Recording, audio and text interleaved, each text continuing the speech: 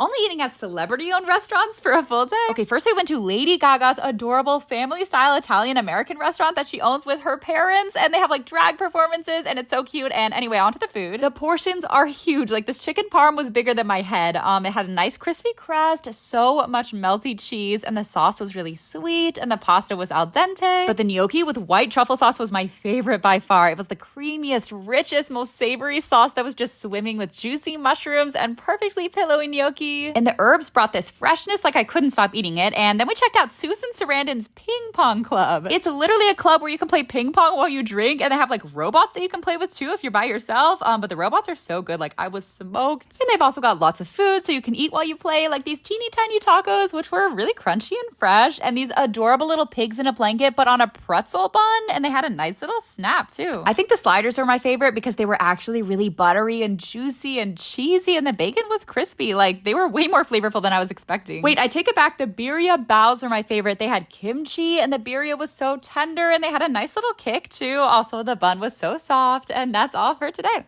Only eating Wingstop for a full day. I've never tried this spicy Korean sauce, but it is so good. It's sweet with a little heat, and it's like garlicky and peppery and just really flavorful. And of course, the ranch is so creamy. Apparently they use mayo. Weird, but delicious. And these tenders actually had a little crunch, and the mango habanero is like spicy and fruity, and with a tangy blue cheese, it's the perfect combo. And I am obsessed with their corn. They just dump on the seasoning, so it's super salty and zesty and a little sweet. And the bone-in wings are pretty tender. The original hot sauce isn't like crazy spicy, and some of the pieces were a little bit fatty, but the ranch literally makes everything better. And later I got the Louisiana voodoo fries, but the cheese sauce and the ranch made them super soggy, so I had to air fry them. But then you guys, they were just so crispy, crunchy, and with a thick ranch and like the cheese with the Cajun seasoning, it all blended together so well, and they were so flavorful. And look at how shiny this bun was. So I tried the sandwich with hickory smoked barbecue sauce, and it wasn't bad. It was a little drier than the wings, but the sauce was sweet and tangy, and again, the ranch cures a world of hurt. And finally, you have to microwave the brownie to get the chocolate chunks all melty, and it's so good. It's like soft and warm, super chocolatey and rich. It just melts in your mouth. And that's all for today. Only eating Chinese takeout for a full day? I have been craving some cheap, sugary, crispy, Americanized Chinese food, and this sesame chicken was steaming hot, and it literally hit the spot. Like so sweet, a great crunch, pretty tender too. And they just dump on the sauce so it like soaked into the broccoli too. And then these wontons were swimming in chili oil. Like they did not skimp. They fully melted in my mouth. The pork was so juicy, and the wrapping was super tender, and the chili oil had that like warm sesame flavor. Again, so delicious. And then I don't even know the last time I had a crispy crab Rangoon, but they were everything I remember and more, like really delicately crispy, not stale or soggy, with that sugary, bright red, sweet and sour sauce. So good. And for dinner, I had to order from my favorite dumpling house in Chinatown, but I've never tried their hand-pulled noodles, and these hot sesame ones had this incredibly flavorful, really nutty peanut sesame sauce, and you add some chili oil, and that's an addictive combination. It also had these like tangy pickled veggies and scallions, and yeah, I literally couldn't stop eating it. And I really wanted to try this stewed pork burger, which is just stuffed with tender chopped pork, and the bun is so buttery, and it's pan fried so it gets a little crispy on the bottom. And finally, the dan dan noodles. This Sichuan broth had so much flavor, and the noodles were literally the perfect texture, like not too soft and not too chewy, just so satisfying and comforting, and there was so much pork. They could have been a little spicier, I think, but they had a nice sesame flavor. And that's all for today.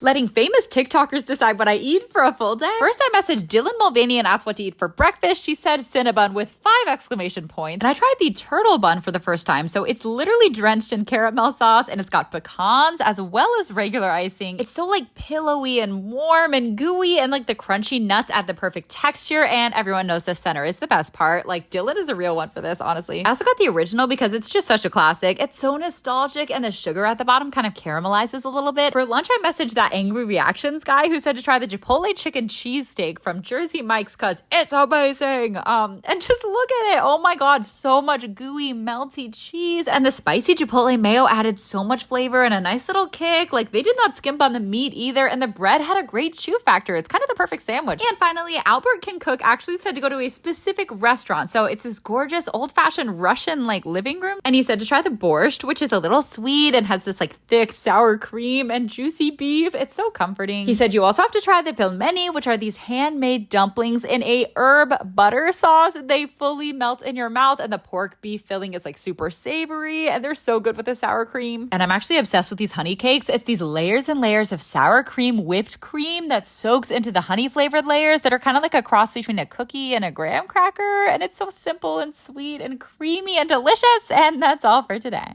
Everything I ate at the largest open-air food market in America. First up, I got a raclette wheel cheesesteak sandwich, and this smelled wild. Like, raclette is definitely a strong cheese. It's so sharp and pungent and kind of tangy and, like, even a little spicy. They piled on the meat, which was really tender and also grilled just enough to get a little crispy but still be super juicy and moist. And then I saw a tent selling duck fat poutine with so many yummy, squeaky cheese curds and this rich, buttery duck gravy and duck bacon that was really crispy. Oh yeah, this lady thought it was so cute that Chris was holding the umbrella for me while I filmed. And then this place was called Paella Party, and they had these massive pans just simmering with all different kinds, like paella negra, which has squid ink, which really doesn't taste too strong or fishy. It just adds this nice umami flavor, and it also had little pieces of calamari. But the land and sea paella was my favorite for sure because it had this sweet, spicy chorizo and shrimp. And then we saw a guy selling ice cream sandwiches, but nobody was buying any because it was so cold out. So Chris stuck it in his pocket to warm it up, and y'all, it was a fire. Like, what the heck? It had ice cream, but also a pumpkin cream filling that was so cinnamony, and the chocolate sandwich part was crunchy, like giving Oreo vibes in the best way. And finally, this tent had Vermont maple lemonade that's sweetened with maple syrup, and this apple cider raspberry one was literally incredible. It was so sweet and fruity and tart, and that's all for today. Trying New York City's highest rated restaurants all in one night? Basically, they invite the city's best restaurants to open up a new location all under one roof. Okay, so first I tried the biggest fried chicken sandwich I've ever seen in my life. It was $18, but look at the size of it. Just dripping in what they called Nashville hot sauce, but it almost reminded me of a chili oil. It was like really flavorful and spicy, but not creamy, but still really rich. And the biscuit was so soft, it totally fell apart, but that's okay because the chicken was amazing by itself. So crispy, so moist and juicy, and the pickles had the perfect crunch. And honestly, this is the best food I've eaten since I don't know when. It's basically a paratha taco. It's filled with this chicken that is smothered in this super flavorful chutney and this creamy, tangy lemon aioli. And the paratha is so flaky and buttery, like I died and went to heaven. And I keep hearing about this Dominican-style Texas barbecue spot. Apparently, this is the best brisket in New York City. And I mean, yeah, it was so juicy, and it had that like crispy, charred texture. And the barbecue sauce has this kind of vinegary, ketchup-y tanginess, and then also sort of a rich brown sugary sweetness, and it's a little garlicky too. They also had tortas that they drenched in honey. It's basically Dominican style cornbread. It's sweetened with coconut milk, so it's super moist and like thick, really sweet, and so buttery too. And finally, this ice cream spot had the craziest flavors like cinnamon and Mike's hot honey ice cream, which weirdly worked really well. Like, it wasn't spicy, it just added this little kick that kind of enhanced the flavors. And this other one had cookies and cream, sweet potato, and pecan graham crust. Again, I wouldn't think to put sweet potato in the ice cream, but it just added a lot of richness. And that's all for today. My friend cooks all my meals for a full day. This is one of my best friends, Michael. He is a literal chef. Like, he makes these whole elaborate meals every single night like it's nothing. He made this seafood pasta from scratch, and oh yeah, Hallie helped too. Anyway, their whole apartment smelled insane. He made this like asparagus mushroom skillet dish that had this yummy charred flavor. I mean, look at that plate. Like, he baked the pasta too, so the seafood like simmered in the sauce and the flavors just seeped together, and it was so rich. And the steamed mussels were really tender and not fishy at all, and the pasta was literally so buttery and creamy, and the shrimp was cooked perfectly. And the veggies were so well seasoned, really salty, savory, and yeah, I literally couldn't stop eating the noodles, like so cheesy. And then later he made ribs with this incredible like sweet sugary glaze that went so well with that juicy, savory meat. So tender too, like it just fell off the bone, melted in my mouth, and then the mac and cheese was delicious and not overcooked, perfectly al dente. And then we all had to go out because it's Hallie's last night in the city for months, so we went to this speakeasy that literally said it was not a speakeasy, so we almost gave up because we couldn't figure out how to get in, but eventually we made it and had the best night ever. And that's all for today. Trying every flavor of crumble cookies. Honestly, I haven't been to Crumble in like a year and a half, so I was ready for this chocolate Swiss roll that had this thick marshmallow frosting. It was so sweet, but the dark chocolate glaze helped a little, and the cookie had some bittersweet chocolatiness, so it evened out. And just look at this salted caramel cheesecake one. So much chewy, stretchy, salty caramel, and the graham cracker cookie was a little dry, but the cheesecake frosting was so thick that, again, it kind of evened out. And I don't even know if I call this Boston cream one a cookie. It was basically a cake, like kind of fluffy, but kind of dry. dry like a pie crust. It definitely could have been more buttery, but the vanilla pastry cream was so light. It was a nice break from that sugary icing. And I was expecting the confetti cake one to be my least favorite, but the cookie texture was perfection. It was like crispy on the edge, soft and moist inside, and the crunchy confetti added even more texture. And I didn't realize this one was supposed to taste like an Oreo at first, so I thought it was kind of dry, but if you go in knowing that it's an Oreo, it's amazing. Like, definitely have milk on hand though, because it's pretty dry. And finally, the classic milk chocolate chip. My main gripe with this one is that it needs semi-sweet chocolate. The milk is too sweet and it doesn't balance out the sugary cookie well enough, but the texture is pretty fire. And also, I didn't know they sell chocolate milk, which is delicious. And that's all for today. Eating at the spookiest restaurants in New York City for a full day? Okay, first we went to a Beetlejuice themed restaurant where they literally had performers that like sang and danced and all of these like Halloween bubbly drinks. And I got the Sweeney Todd filet mignon, which comes with a straight razor that you can also take home with you if you want.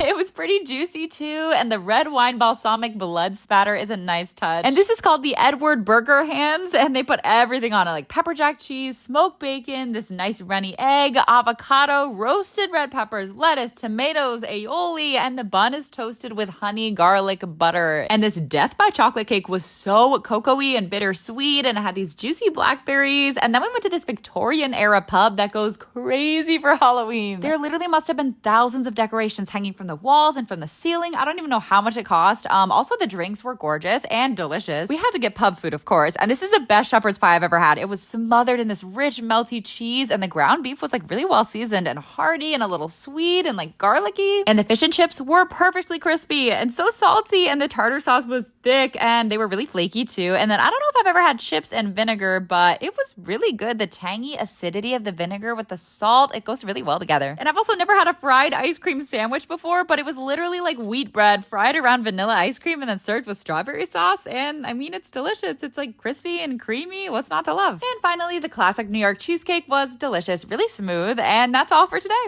Letting my bestie decide what I eat for a full day. Okay, first she took us to this crazy rooftop brunch spot with like spinning couches and giant croissants. It's literally called the Big AF croissant. It was smothered in pink icing and it had these like juicy berries and sprinkles and marshmallows, and it was actually pretty flaky too. And then of course we got some bubbles, which were also very pink. And then literally everything was pink, like this sparkly chocolate skull thing that you smash with a tiny hammer. I think my favorite was the pink cinnamon roll because it was really moist and so soft and warm. And then we took some cute pics, and later she wanted to go to a picnic store. No, it's literally a store that sells picnics. Like, you pick all the ingredients you want and then you walk right across the street to the most beautiful part of Central Park that looks like a painting. And then you just unwrap your picnic and they give you a little blanket. And is this not the cutest thing you've ever seen? I think the cookies were my favorite. They had so much chocolate, really buttery and really crispy. And then they gave us a giant baguette. So I decided to make a little sandwich with our charcuterie. I added goat cheese, olive oil, salami, some salad, and look at how beautiful. I feel like picnics are the perfect girl dinner. Like, I just want to mix and match everything and have every single bite be different and unique and delicious. And then we went leaf collecting. Are you kidding me?